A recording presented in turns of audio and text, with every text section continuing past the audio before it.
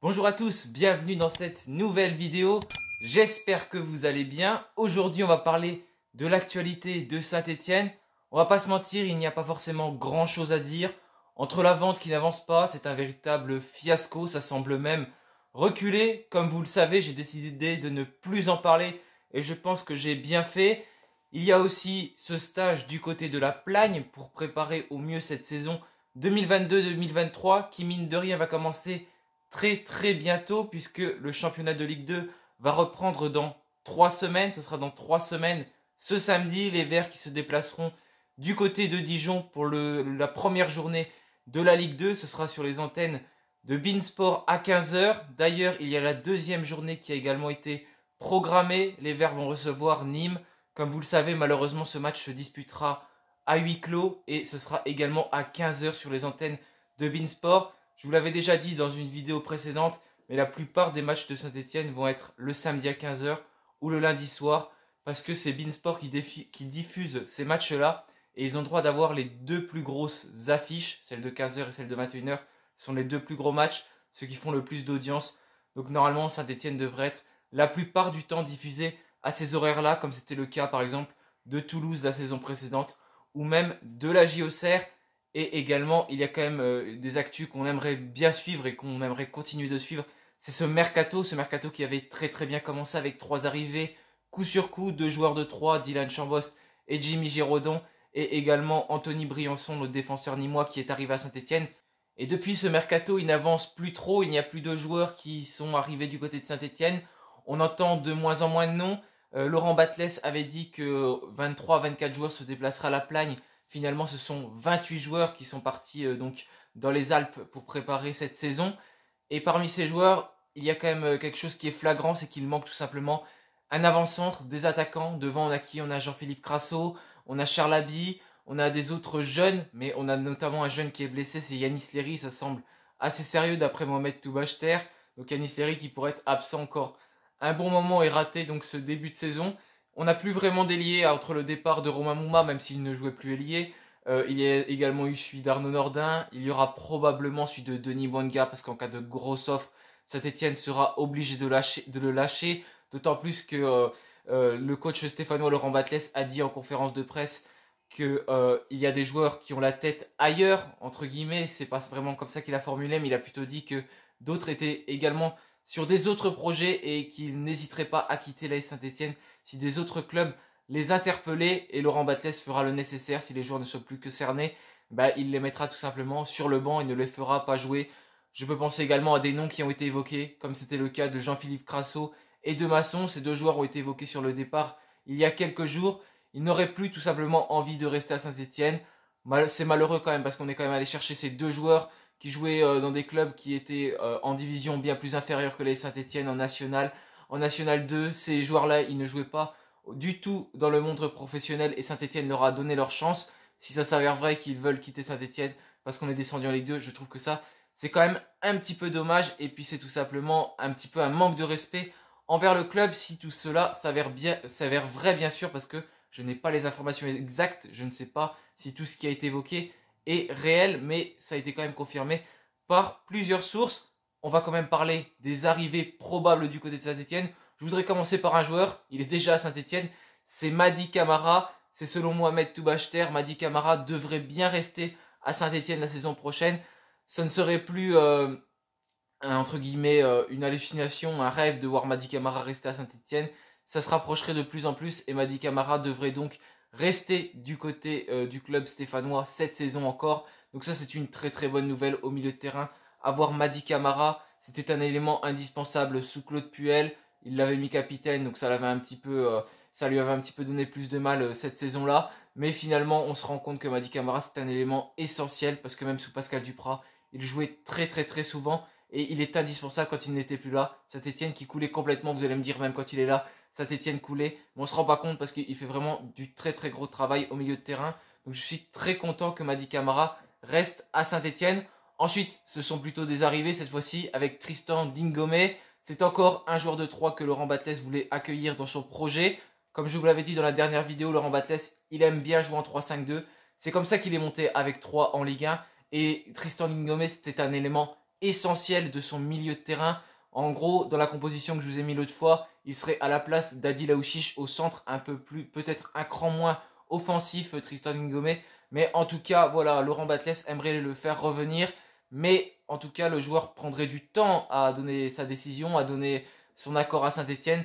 Et ça pourrait lui porter préjudice parce que Saint-Etienne ne voudrait pas attendre trop longtemps et ensuite être dans la difficulté et ne pas trouver son successeur, son remplaçant, parce qu'il n'est pas Saint-Etienne, mais trouver un autre joueur qui a le même profil que lui. Donc il n'aurait plus beaucoup de temps pour donner sa réponse, le joueur troyen. En tout cas, il réfléchirait et il va falloir qu'il donne sa réponse rapidement. Si ce n'est pas le cas, il ne sera pas à Saint-Etienne la saison prochaine. Il lui reste un an de contrat. C'est sûr qu'il va toujours jouer avec 3 en Ligue 1, donc le projet est peut-être plus intéressant qu'avec Saint-Etienne.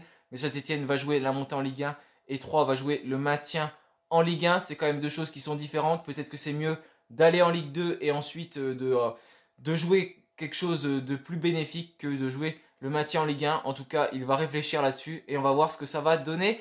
Et ensuite, l'AS Saint-Etienne qui rechercherait un gardien.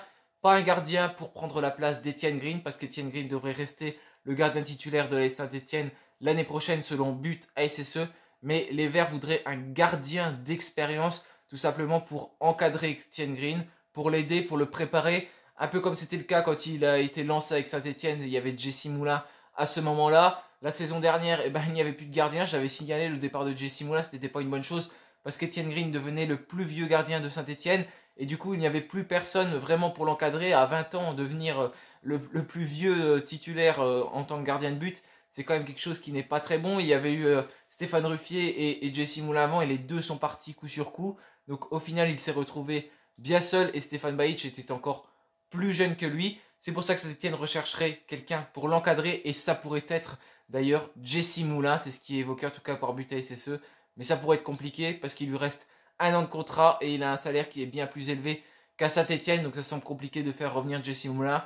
Mais en tout cas, je pense que c'est pas forcément une bonne chose. Parce que également, comme je l'avais dit l'année dernière, si on a fait partir Jesse Moulin, il faut l'assumer. On savait tous que c'était dangereux, même s'il n'avait pas un niveau formidable. Il aurait été très bien pour encadrer Etienne Green.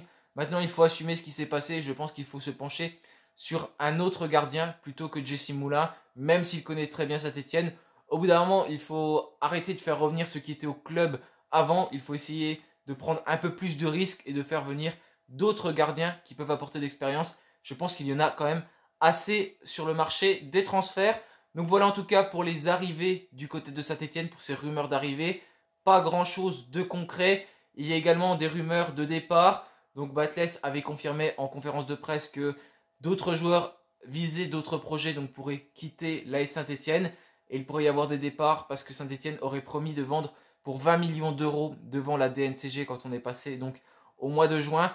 Donc pour vendre pour 20 millions d'euros, c'est compliqué parce que Saint-Etienne n'a pas des joueurs bankable, des joueurs qui coûtent beaucoup d'argent. Il y a peut-être Denis Bonga, c'est celui qui a la plus grosse valeur marchande, mais il lui reste un an de contrat. Donc dans 6 mois, il peut partir libre et s'engager dans le club qu'il veut. Donc il ne va pas y avoir énormément d'argent mis sur Denis Bonga, je pense. On peut penser à des joueurs comme Lucas Grona qui ont une certaine cote. Même Etienne Green, parce que même s'il est dans le projet de la Saint-Etienne, on ne sait jamais, il peut très vite partir en cas de grosse offre.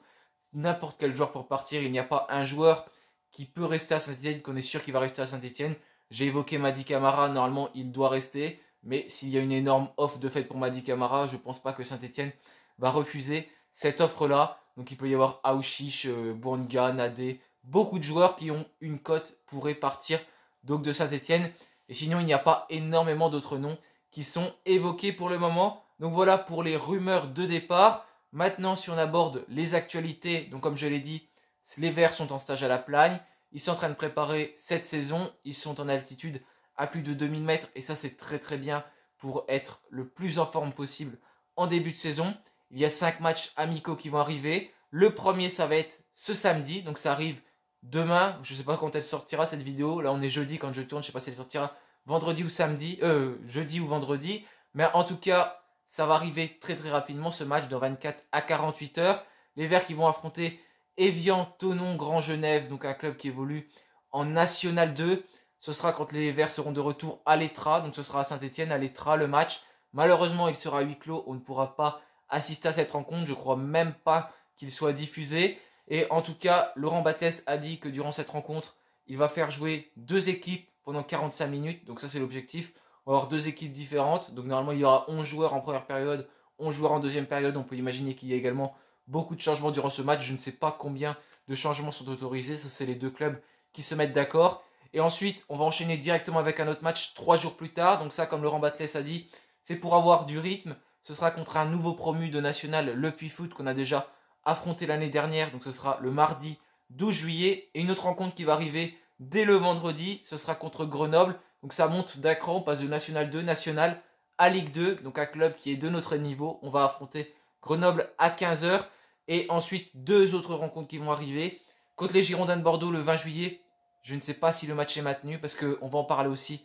Mais Bordeaux qui a été relégué administrativement en national. Et on sait que de toute façon, ils ne pourront pas rester en national. Ils vont déposer le bilan malheureusement si ça s'avère vrai. Même s'ils ont saisi le CNOSF. Mais ça s'avère compliqué pour Bordeaux de rester en Ligue 2. Donc on se rend compte quand même qu'il y a des clubs qui sont vraiment très en difficulté. Qui sont plus en difficulté que nous. Et ça peut nous mettre la puce à l'oreille parce que nos destins sont un peu liés entre Bordeaux et Saint-Etienne en ce moment. D'ailleurs, j'ai fait un communiqué, je ne sais pas si vous l'avez vu, je l'ai partagé dans l'onglet communauté. Mais Saint-Etienne et Bordeaux étaient en Coupe d'Europe il y a quelques saisons. Les deux clubs ont tous les deux joué le maintien ces derniers temps et on est tous les deux descendus en Ligue 2, les supporters qui sont amis. Bref, il y a énormément de points communs entre Bordeaux et Saint-Etienne. J'espère que ça ne va pas finir pareil pour nous. Mais en tout cas, il va falloir vendre au plus vite le club. Pas n'importe qui, c'est sûr, parce qu'on l'a vu avec les fonds d'investissement américains auxquels on vend du Bordeaux. Et bah ça les a mis un petit peu dans l'embarras, même pas qu'un petit peu, ça les a mis complètement dans l'embarras. Et là, il va pas falloir faire pareil du côté de Saint-Etienne. Je pense que le projet Blitzer était plutôt sérieux. Malheureusement, on n'a pas su saisir notre chance et ça nous a filé tout droit sous le nez. Et malheureusement, ça nous est passé complètement sous le nez. Mais la faute à qui, on s'y demande encore. Et ensuite, il y aura ce dernier match contre Angers. Ce sera le 23 juillet. La seule équipe de Ligue 1 que les Verts vont affronter une semaine avant leur premier match qui sera donc contre Dijon à 15 h au stade Gaston Gérard. Donc voilà, en tout cas pour les actualités du club. Il y a également un sponsor qui est arrivé. C'est le sponsor Kellips Intérim qui vient d'arriver à Saint-Etienne et qui s'est engagé pour les 4 prochaines saisons. Donc ils vont être là sur les panneaux LED du stade Geoffroy Guichard. Sur les chasubles d'entraînement, on voit déjà leur nom. Ils vont également apparaître sur le maillot. En échange, ils vont pouvoir utiliser la marque de l'AS Saint-Etienne pour promouvoir leur activité. Après Smart Good Things qui est sur les maillots à la place de The Bet qui a d'ailleurs prolongé d'une saison également. C'est très bien, les sponsors suivent du côté de Saint-Etienne et ça c'est vraiment des revenus qui sont très très importants pour le club de foot. Il y a également le centre de formation qui a été désigné deuxième meilleur centre de formation de France derrière l'Olympique Lyonnais. Donc ça c'est une très très bonne nouvelle pour le club. Même si malheureusement beaucoup n'éclosent pas du côté de Saint-Etienne.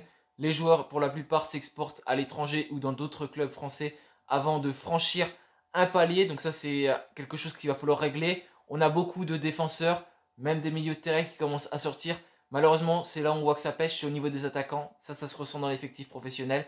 Et voilà, c'est le cas du côté du centre de formation. Là on n'arrive pas à sortir des attaquants. C'est là-dessus qu'on va devoir travailler. Mais en tout cas Saint-Etienne, deuxième meilleur centre de formation français. Et pour terminer, il y a les Green Angels et les Magic Fans qui ont appelé à pour l'instant ne pas s'abonner parce qu'ils ne savent pas comment ça va se passer pour eux.